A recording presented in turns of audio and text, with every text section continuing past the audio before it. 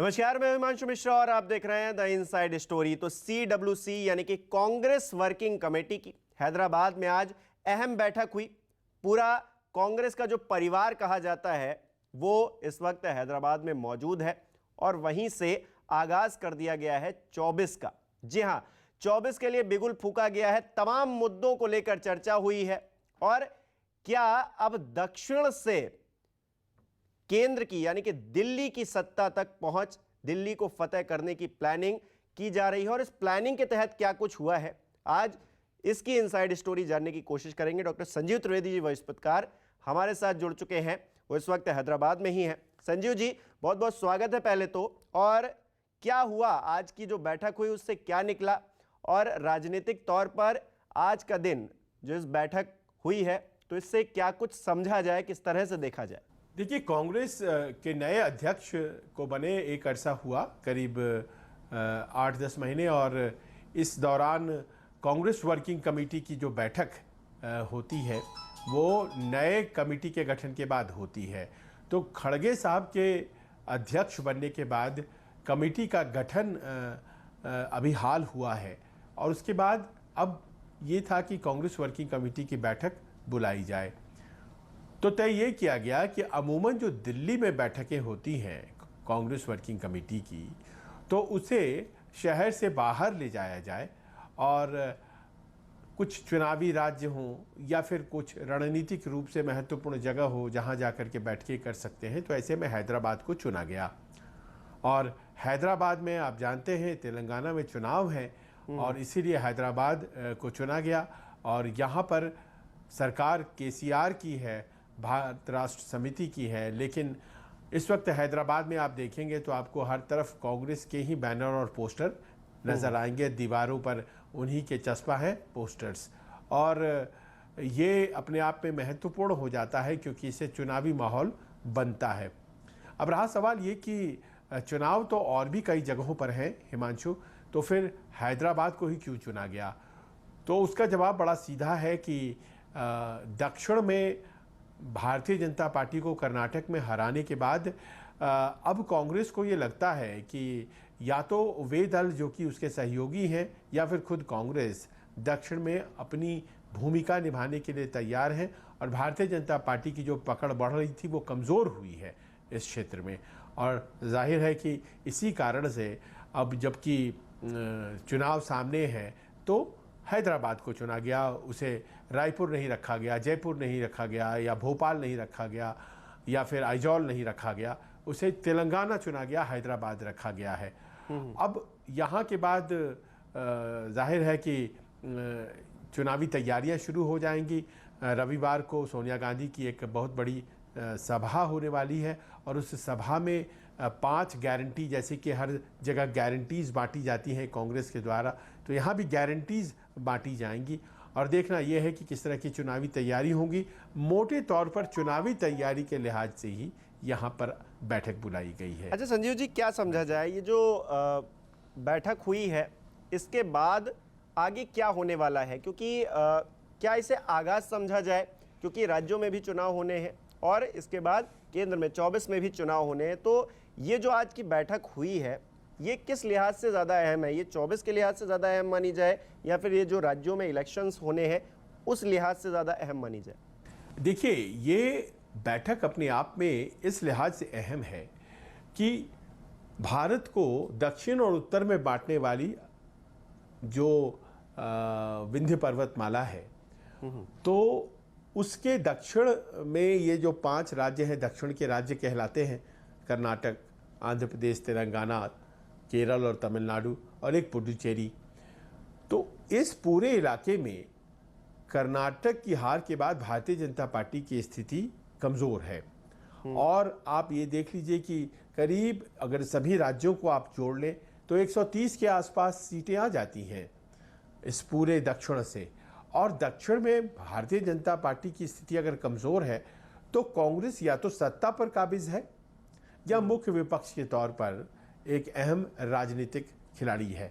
अब सत्ता पर काबिज जहां तक होने का सवाल है तो कर्नाटक में उसकी अपनी सत्ता है, ज़बरदस्त बहुमत के साथ सरकार बनी, वो हम लोगों ने देखा। वहीं दूसरी तरफ तमिलनाडु चलिए तो तमिलनाडु में वो डीएमके के साथ सत्ता में है। अब ये कांग्रेस के लिए ये सुखद क्षण है, क्योंकि देखिए 2 अहम राज्य हैं और वो सत्ता में है। अब कर्नाटक से 29 सीटें आती हैं, 39 सीटें तमिलनाडु से आती हैं लोकसभा की, और एक अगर पौंडीचेरी जोड़ लें तो 40 हो जाती हैं। तो ये दोनों राज्य हो गए। तेलंगाना में और आंध्र प्रदेश में ये अपने आप में बहुत महत्वपूर्ण इलाके माने जाते हैं, और कहा जाता है कि यहाँ 39 सीट्स यहाँ भी हैं, बनती हैं दोनों को मिला करके। केरल में जो कि सुदूर दक्षिण का राज्य है, वहाँ भी 13 सीटें हैं। तो ऐसा लगता है कि ये पूरा इलाका भारतीय जनता पार्टी के उस तरह के प्रभाव से छूटा हुआ है जैसा कि उत्तर भारत में है। तो कांग्रेस को ये लगता है कि एक अकेली राष्ट्रीय पार्टी के तौर पर इस पूरे क्षेत्र में, यहाँ आम आदमी पार्टी भी नहीं है उस तरह से, तो अपने आप को ज़्यादा मजबूती से रखा जा सकता है। और इतिहास साक्षी है कि जब जब भी उत्तर में मुश्किलें पेश हुई हैं कांग्रेस के लिए, दक्षिण कांग्रेस के लिए खड़ा हो गया है। और चाहे वो 1977 में भी हर जगह से हारे थे, लेकिन दक्षिण में अच्छे सीटें आई थी। और अभी भी देखिए, अगर उत्तर में राहुल गांधी की हार हुई तो दक्षिण से उन्हें जिता करके लोकसभा भेज दिया गया वायनाड से। तो इस तरह से दक्षिण हमेशा काम आया है। तो इस लिहाज से अहम है कि दक्षिण का जो एक गढ़ है उससे संभाल लिया गया है, और दक्षिण से जितनी सीटें आएंगी उससे दिल्ली के किला को फतह करने में आसानी हो, इस कार्यक्रम के तहत चला जा रहा है। अच्छा, क्या ये भी समझ में आ रहा है कि दक्षिण में खुद कमान संभाली जाए और जहां जहां मजबूत है वहां और मजबूती के साथ काम किया जाए? इसके अलावा उत्तर में इंडिया गठबंधन के सहारे जीत दर्ज करने की, 24 में चुनाव लड़ने की और उसमें एक अच्छा खासा मार्जिन लाने की पहल की जा रही है। दक्षिण से शुरुआत इस वजह से भी हो रही है क्या? क्योंकि उत्तर में हम देख रहे हैं कि कांग्रेस पार्टी उतनी मजबूत नहीं है। जहां जो रीजनल पार्टीज मजबूत हैं, इंडिया गठबंधन में वो शामिल है, तो उस तरह से अब लड़ाई के आगे बढ़ती हुई नजर आ रही है। अगर आप वैसे देखिए तो दक्षिण के जो राजनीतिक डायमेंशंस हैं, पॉलिटिकल डायमेंशंस हैं, उसमें जो स्थानीय दल हैं उनकी बड़ी प्रमुखता है। और कर्नाटक में भले ही कांग्रेस बनाम बीजेपी है, लेकिन वहाँ भी एक प्लेयर जनता दल सेक्युलर के तौर पर है। पर आप तेलंगाना आए तो यहाँ केसीआर की पार्टी, भारत राष्ट्र समिति, बहुत मजबूत पार्टी है। बगल के आंध्र प्रदेश में वाईएस जगनमोहन रेड्डी की जो पार्टी है, वाईएसआरसीपी, वाईएसआर कांग्रेस पार्टी, वो बड़ी मजबूत पार्टी है। तमिलनाडु में डीएमके बहुत मजबूत है। और इसी प्रकार आप पाते हैं कि केरल में लेफ्ट कंबाइन बड़ी मजबूत है। तो कांग्रेस को ऐसा नहीं है कि यहाँ पर टक्कर नहीं है और कांग्रेस बहुत ज़्यादा मजबूत है, लेकिन ये भी है कि भारतीय जनता पार्टी का जो एब्सेंस है वो जो यहाँ इस पूरे इलाके में कम हैसियत रखती है कर्नाटक को छोड़ करके, वो कांग्रेस के काम आता है। और कांग्रेस माकूल गठबंधन बना बना करके वो अपने आप को कुछ इस पोजीशन में ले आती है कि वो अगर बाकी की दल अच्छा कर रहे हैं, उसके सहयोगी अच्छा कर रहे हैं, तो वो सीटें लेकर के आए। आप इस बात को महसूस कर सकते हैं कि अगर मान लीजिए कांग्रेस पार्टी नहीं भी आती है तो उसकी कोशिश ये रहती है कि उसके सहयोगी चले आए, जैसे कि तमिलनाडु में उनकी सीटें आ जाएं। और इस तरह से वो जो ओवरऑल एक इंडिया वर्सेस एनडीए वाला जो सीन है उसमें इंडिया के वोट्स ज़्यादा रहें, ये कोशिश रहती है कांग्रेस की। और यही इस बार भी है। आज भी जब चर्चा हो रही थी तो यही हो रहा था कि जितना हो सकता है गठबंधन वो तैयार किया जाए, कुछ पीछे हटना पड़े तो बनाया जाए, और कोशिश ये की जाए कि ज़्यादा से ज़्यादा सीटें इंडिया को इस पूरे इलाके, इस क्षेत्र से मिले।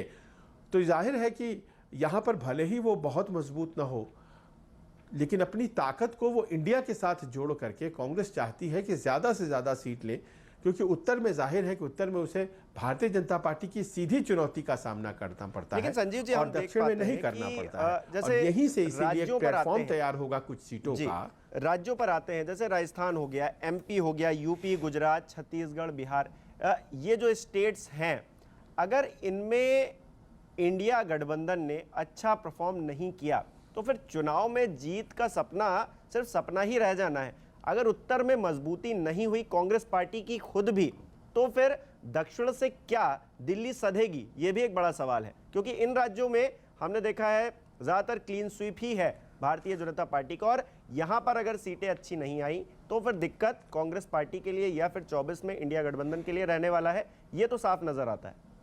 यकीनन देखिए, दक्षिण में कांग्रेस पार्टी जो भी सोच रही है, भारतीय जनता पार्टी के लिए तो 29 सीटें ही हैं। इन 131 सीटों में से जो कि दक्षिण के 5 राज्यों से बनती हैं, इसमें से 29 सीटें ही हैं और उसमें से 25 सीटें जो हैं वो तो कर्नाटक से ही आती हैं। और कर्नाटक में इस वक्त कांग्रेस का शासन हो गया है, तो सीट संख्या वहाँ घटेगी, और ये घटेगी तो क्या कांग्रेस में वो जुड़ जाएगी, कोशिश कांग्रेस की ये है। और यहाँ तेलंगाना, जहाँ इस वक्त हम बैठे हैं हैदराबाद, तो तेलंगाना में भी 4 सीटें थी भारतीय जनता पार्टी की, और वो 4 सीटें घटे। इस कोशिश में कांग्रेस ने इस तरह का कार्यक्रम आयोजित किया है। तो भले ही भारतीय जनता पार्टी बाकी क्षेत्रों में मजबूत है, पर कांग्रेस को ये लगता है कि यहाँ इस क्षेत्र में कमज़ोर है, इसका हम लाभ उठाएं। पर इससे, जैसा कि आप कह रहे हैं, कहीं तय नहीं होता कि दिल्ली की जो गद्दी है वो आसान हो जाती है, क्योंकि दिल्ली की गद्दी में अहम फैसला उत्तर की सीटें करने वाली हैं, और उत्तर की सीटों में खास तौर पर जो हिंदी पट्टी की सीटें हैं। और कांग्रेस के लिए ये बहुत ज़रूरी है कि जहाँ जहाँ उसकी सीधी लड़ाई भारतीय जनता पार्टी से है, और इसमें जैसे हिमाचल प्रदेश हैं, उत्तराखंड हैं, कुछ हद तक हरियाणा है, फिर मध्य प्रदेश, छत्तीसगढ़ और राजस्थान जैसे राज्य हैं। इन राज्यों में पहले भारतीय जनता पार्टी को वो मजबूत टक्कर देने में सफल हो, और तभी जाकर के वो किसी भी बदलाव की उम्मीद कर सकती है। दूसरी अहम बात यह है कि मध्य प्रदेश और उत्तर प्रदेश, और इस तरह से हिंदी पट्टी में राजस्थान भी कह लीजिए, तो यहाँ सारी की सारी सीटें तो अभी भारतीय जनता पार्टी को जा रही हैं। बिल्कुल, भारतीय जनता पार्टी ने 25 की 25 सीटें ले ली आपके राजस्थान में। मध्य प्रदेश में एकमात्र सीट जो छिंदवाड़ा की थी वो कांग्रेस के नाम गई थी, बाकी सारी की सारी जो 28 में से 27 सीटें हैं वो भारतीय जनता पार्टी को गई थी। और उत्तर प्रदेश में आप जानते ही हैं कि सब दल एक तरफ, भारतीय जनता पार्टी एक तरफ, 62 सीटें उसे आई थीं, और सहयोगी की मिला ले तो और भी ज़्यादा। तो ऐसे में जब तक इन राज्यों में जलवा नहीं दिखाया जाएगा मजबूती का कांग्रेस पार्टी और उसके सहयोगियों के द्वारा, तो जाहिर है कि इसमें केवल दक्षिण के समर्थन से कुछ नहीं होने वाला है। लेकिन दक्षिण जो है वो एक ऐसा फैक्टर बन जाता है, क्योंकि यहाँ भारतीय जनता पार्टी की स्थिति कमज़ोर है और उसे नहीं आती हैं सीटें, उसे बहुत कम सीटें आती हैं। पिछली बार आया था तो लोग बहुत खुश हुए थे कि 25 सीटें आई थी कर्नाटक से।